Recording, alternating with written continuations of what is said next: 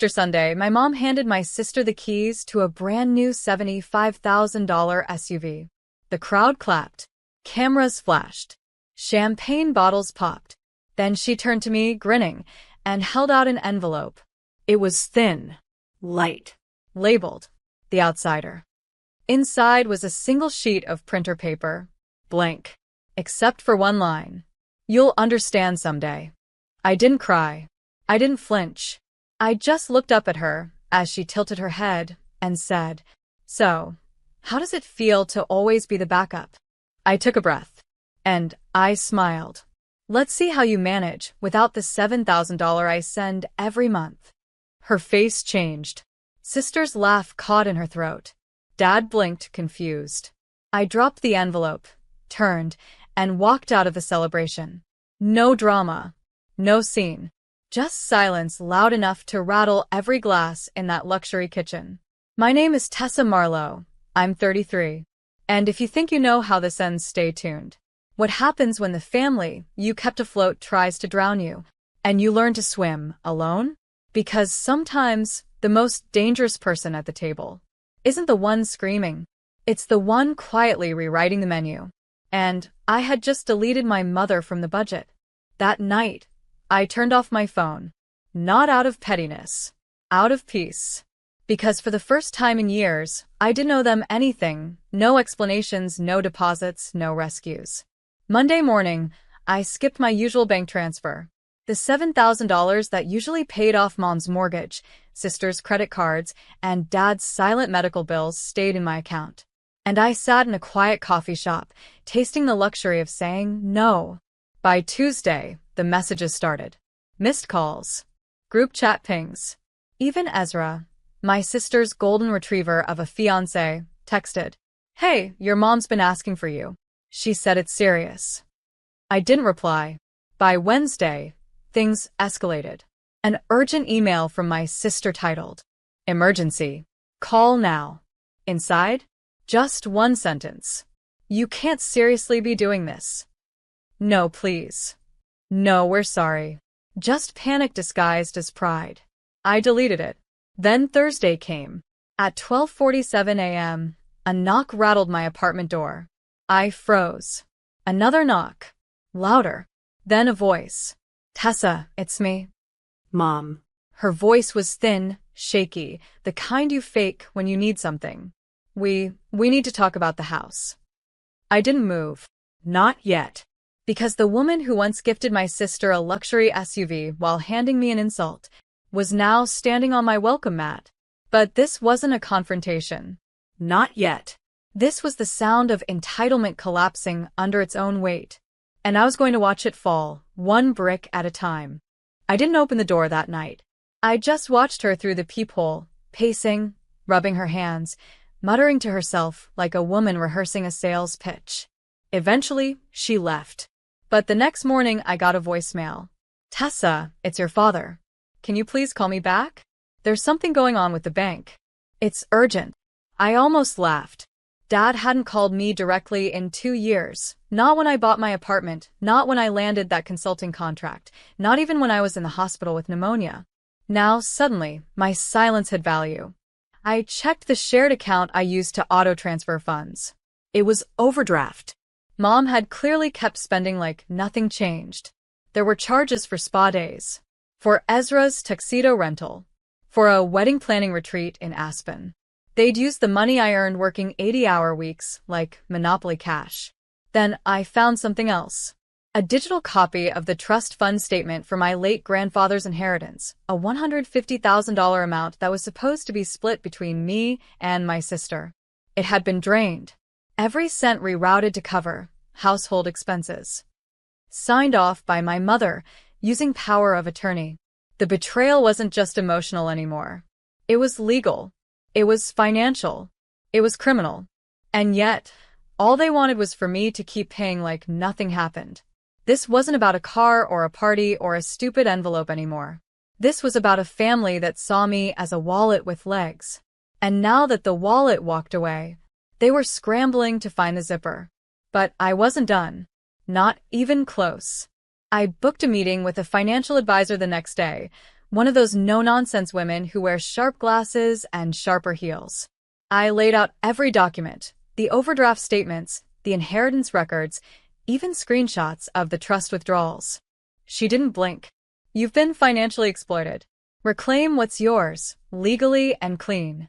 She helped me freeze the remaining joint accounts, revoked my mother's power of attorney, and filed a formal fraud alert with the credit bureaus. I wasn't playing victim. I was preparing a case. Later that week, I mailed 3 letters. One to my parents, one to my sister, and one to their mortgage lender. Each letter included a notarized statement that I was no longer financially liable for any of their debts. By Friday morning, chaos had bloomed. My sister called 5 times, then sent a text. "You're seriously ruining everything over some stupid car?" Mom emailed, "This isn't how family works." But the final blow came from Ezra. He left me a voicemail, his voice tight with anger and disbelief. "Do you have any idea what you've done? Your mom's house might be repossessed." And that's when I realized something. They never feared losing me. They only feared losing access to me, to my money, to my silence, to my obedience. But I was done funding my own erasure. They wanted me invisible and useful. Now I was visible and unavailable. And the woman they called the backup? She was finally becoming the main character. The next time they saw me, it wasn't at a dinner table. It was at a public charity gala one I was sponsoring. I donated $50,000 in my daughter's name, set up scholarships for girls from struggling households. On the invitation list? Not a single family member. But Mom showed up anyway. She wore a smile like armor, acting like she belonged, hugging people who didn't recognize her. Then she saw me on stage, holding the mic as I dedicated the fund to the women who were overlooked, underestimated, and quietly erased. "This is your reminder. You're not invisible. You're indispensable." Applause thundered. My mother's smile cracked. Afterward, she cornered me in the hall, her voice low, urgent. "You're embarrassing us. Ezra's wedding is next month. Just come. Just be normal." I looked her dead in the eyes and said, "I hope he enjoys his gift. I used the money you stole from my inheritance and turned it into something unforgettable." Her jaw dropped. She hadn't even realized I knew. Behind her, a reporter from the local newspaper waited to interview me about the scholarship fund. "Excuse me," I said to my mom. "Some people actually value what I have to say." That night, they tried to smear me online. Subtle digs, passive-aggressive comments, accusations of being dramatic, unstable, selfish. But I had screenshots, receipts, legal records, and more than that, I had peace. The same girl who was once labeled the outsider was now untouchable, not by revenge, but by evolution. The storm didn't end with whispers. It ended with paperwork. I walked into a downtown law office the following Tuesday, holding a thick manila folder. Inside, a full audit of the inheritance my grandmother left me. The one my mother had claimed was tied up in taxes. Turns out it had been liquidated 8 years ago. By her. She used it to buy that $75,000 SUV. To fund Ezra's college tuition. To renovate the lake house she claimed came from savings. There was even a forged signature on a withdrawal slip. I handed the folder to a lawyer named Camille, a pit bull in pearls, and watched her eyes darken as she flipped page by page. "We have a case," she said. "A strong one." And that's when I made the final decision. I wasn't just walking away, I was pressing charges. For fraud. For identity misuse. For breach of fiduciary duty. The next morning, my family's group chat exploded. "Ezra, how could you do this to your own mom?" "Mom, I only did what was fair." "Aunt Lila, you always love drama.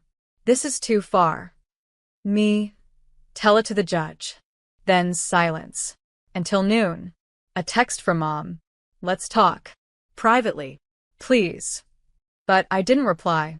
Instead, I posted a single photo online. A screenshot of the court filing, blacked out names, just the heading visible. Caption: "Some things aren't family matters. They're felony matters." By sundown, Ezra had deleted his LinkedIn. Mom locked down her Facebook. And I got a DM from a girl I hadn't spoken to since high school. You were always the quiet one. I'm so proud of you. It was Easter Sunday again, a full year since the SUV incident. I got a card in the mail. No return address. Inside was a photo of my mom, Ezra, and my aunt holding up signs that said, "Family forgives. Let's heal. Come home." Taped to the bottom was a check for $7,000. The exact monthly amount I'd stopped sending. Guilt, gift-wrapped. But here's the thing, I wasn't the same girl who used to beg for belonging. I was the woman who built a life on her own terms, and had the scars to prove it. So, I didn't cash the check. I framed it. Later that evening, they pulled one last card. A surprise family intervention. They showed up at my apartment unannounced. Mom crying. Ezra pacing. Aunt Lila holding a folder. We drew up a contract. Aunt Lila said, "We'll pay back some of the money. Let's just fix this." I asked, "Why now?" Ezra looked at the floor. "Because I'm running for a local council seat. And your lawsuit makes things messy." There it was.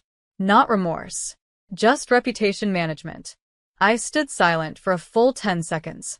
Then I turned, pulled a file from my desk drawer, and handed it to them. It was a withdrawal letter. From the family trust. From the group chat. From the legal mediation. From every agreement tying me to them. You want forgiveness? Start with the mirror. I opened the door. And if you ever want to speak to me again, try showing up for something that isn't about money. They left in silence. But for the first time, I didn't cry when the door shut. I smiled. I didn't post a clapback. I didn't blast them online. I didn't even cancel the check, though I could've. Instead, I built something better. That spring, I used the $7,000 they mailed to start a microgrant fund, one that helped women escape toxic family dynamics and start over. First month, 2 applicants. By summer, over 60. Each story reminded me, I wasn't alone. I wasn't crazy. And I wasn't bitter. I was awake. I changed my last name. I changed my locks. I changed my definition of family. On the anniversary of the SUV betrayal, I hosted a quiet dinner at a local community center. No streamers. No drama. Just 13 women who'd been left out, let down, or locked out, now rebuilding. We toasted with lemonade. Someone played Nina Simone in the background. And when they asked how I pulled through, I said, I stopped waiting for my family to love me right, and started loving myself loudly. The next morning, I received one final message. It was a handwritten letter from my mom. You were always the smart one, the strong one. I just didn't want to see it. I know we've lost you, but I hope you never feel lost again. I folded the letter gently. Not to forgive, not to forget, just to file it under closure. Then I lit a candle, opened the windows, and breathed. Deep, slow, free. They used to call me dramatic. Now, they just call me gone. I didn't burn bridges. I built boundaries. And on the other side of them, I found peace, purpose, and a version of myself that no one could silence again.